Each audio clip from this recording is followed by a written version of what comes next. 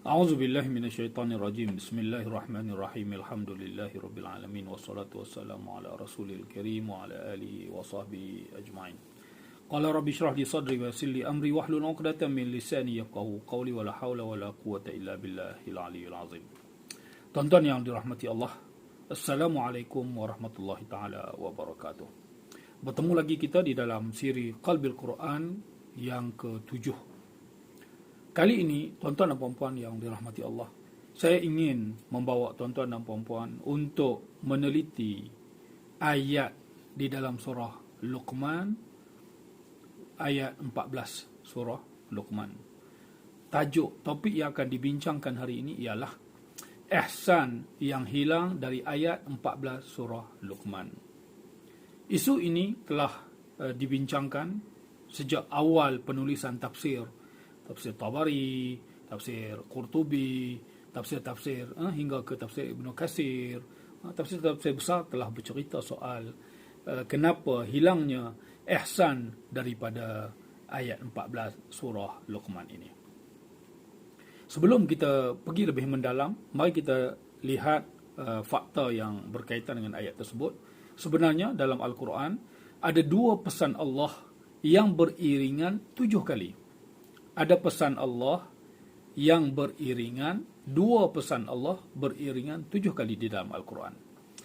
5 pesan tersebut diiringi oleh ihsana. Yang ke-6 diiringi oleh husna. Dan yang ke-7 tidak diiringi ihsana ataupun husna.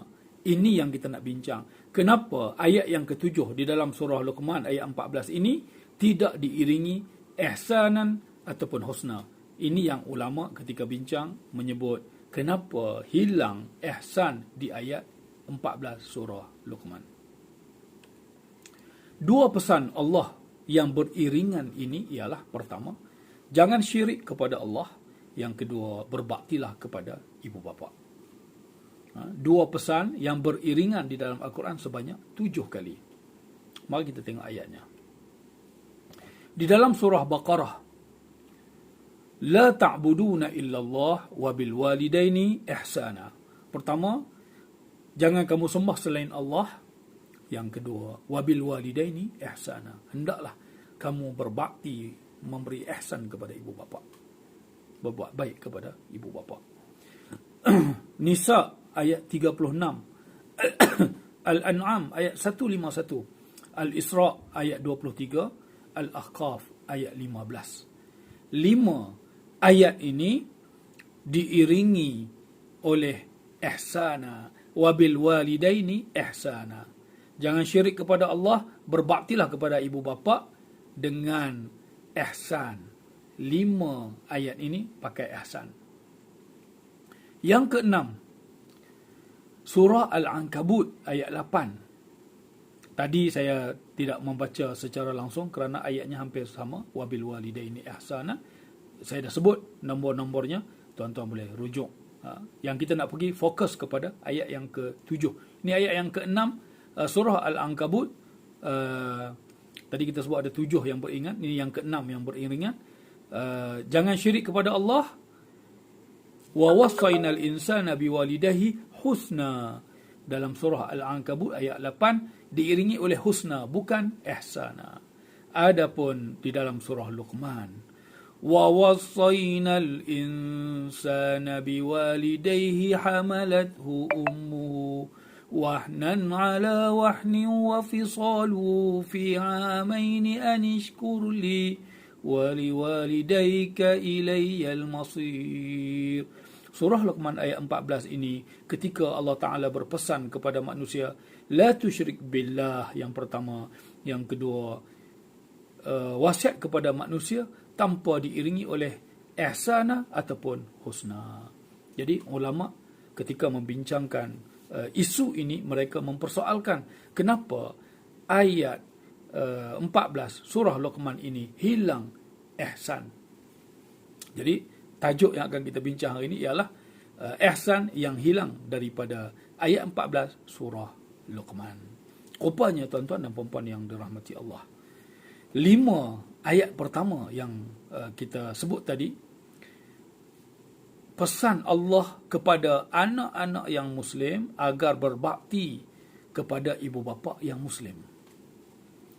Jadi, kena lakukan ihsan. Bukan sekadar tanggungjawab biasa, memberi kecukupan terhadap keluarga, terhadap ibu bapa, malah ihsan. Jangan sampai mengguris hati mereka, taat kepada mereka, jangan sampai mereka melihat sesuatu yang tidak baik. Jaga berlebihan. Ni tuntutan Allah. Allah Ta'ala pesan, Allah Ta'ala perintah agar jangan syirik kepada Allah. Kedua, berbaktilah kepada ibu bapa dengan sebaik-baiknya. Berilah seluruh kebaikan kepada ibu bapa. 5 ayat ini Allah Ta'ala pesan kepada orang mukmin untuk berbakti kepada kedua ibu bapa yang mukmin. Surah Al-Ankabut, dua pesan ini tetap beriringan. Jangan syirik kepada Allah. Yang kedua, berbaktilah kepada ibu bapa tapi dengan husna. Husna ini levelnya bawah sikit pada ihsana. Ihsana lebih tinggi.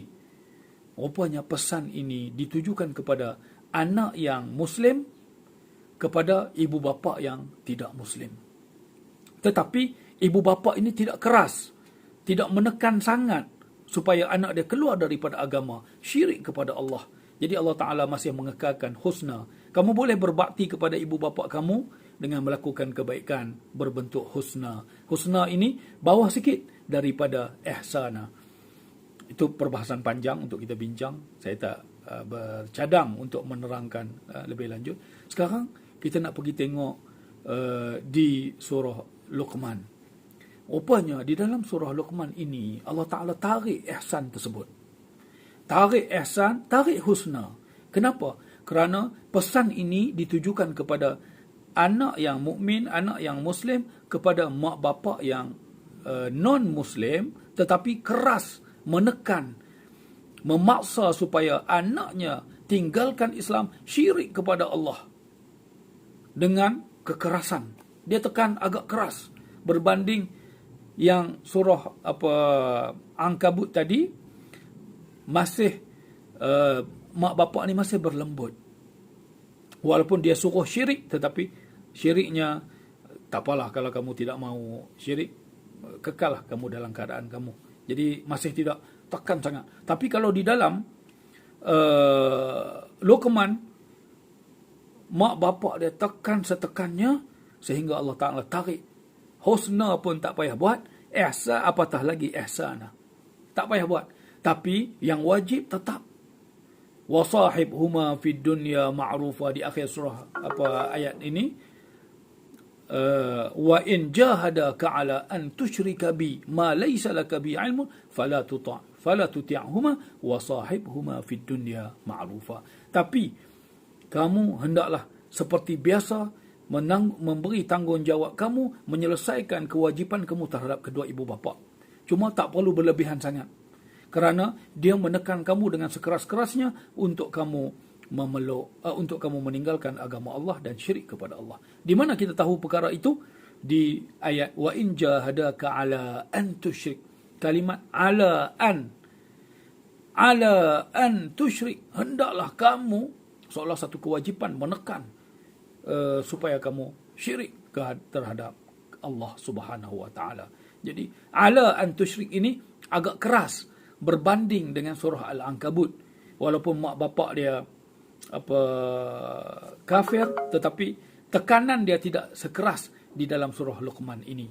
Tekanan dia litusyrika bi. Kalau mak bapak kamu nak paksa kamu untuk syirik, dia guna kalimat untuk sahaja. Untuk syirik, untuk meninggalkan agamamu, jangan kamu ikut. Tapi kamu harus terus berbakti kepadanya, dan level ihsan tadi, sekadar husna, itu menjadi tuntutan kamu. Tetapi Allah Ta'ala tidak tuntut kamu berbuat sampai ke tahap ihsan. Kalau kamu nak buat, itu hak kamu. Seperti juga di dalam surah Luqman ini, Allah Ta'ala tidak tuntut untuk kamu lakukan ihsan ataupun level bawah sikit, husna, kebaikan yang berlebihan kepada ibu bapa. Cukup melakukan kewajipan kamu. Tapi kalau kamu nak lakukan, itu terserah kepada kamu. Tuan-tuan dan puan-puan yang dirahmati Allah, inilah penyebab hilangnya ihsan di dalam ayat 14 surah Luqman, kerana mak ayah yang kafir menekan sekerasnya menuntut anaknya supaya syirik kepada Allah. Akhirnya Allah Ta'ala tarik berlebihan berbakti kepada ibu bapa itu tidak menjadi tuntutan, sekadar melakukan kewajipan terhadap mereka itu dituntut kepada kamu. Kalau kamu nak buat juga ihsan, husna, boleh, tetapi itu tidak menjadi tuntutan oleh Allah Subhanahu wa Ta'ala. Saya kira ini perkongsian saya kali ini di Qalbil Quran yang ke-7, sehingga kita bertemu lagi di lain siri insya-Allah. Assalamualaikum warahmatullahi taala wabarakatuh. Kekalkan Al-Quran sebagai imam kita, semoga kembali di dalam petunjuknya. Kekalkan Al-Quran sebagai imam kita, semoga kembali di dalam petunjuknya. Kalamullah hidayah bagi kita, diberikan Jibril kepada Rasul kita. Kalamullah hidayah bagi kita, diberikan Jibril kepada Rasul kita.